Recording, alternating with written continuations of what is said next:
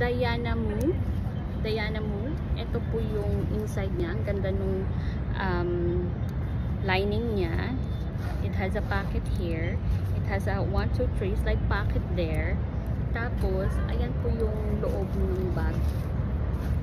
May pocket din dito sa labas. Ayan, may pocket siya sa labas. Napakaganda. Parang magic pocket kasi magic zipper yung gamit. And then, it has a secret pocket here sa likod to hide your phone or valuables na hindi madaling makuha sa'yo. And I'll show you kung gaano kadaming kaya mong ilagay.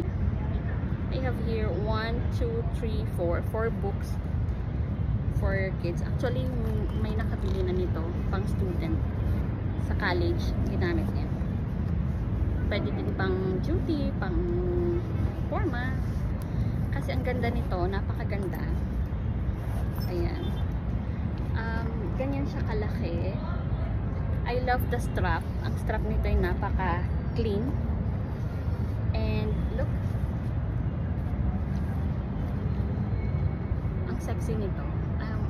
Parang ito yung backpack na pang everyday mo. Kasi napaka-sexy. And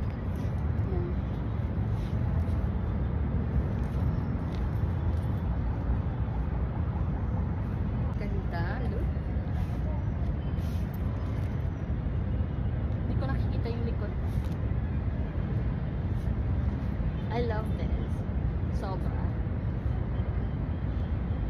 Napakaganda niya. At very sleek and compact. Ang din niya, parang pang professional type na bag. Na backpack. Ayan.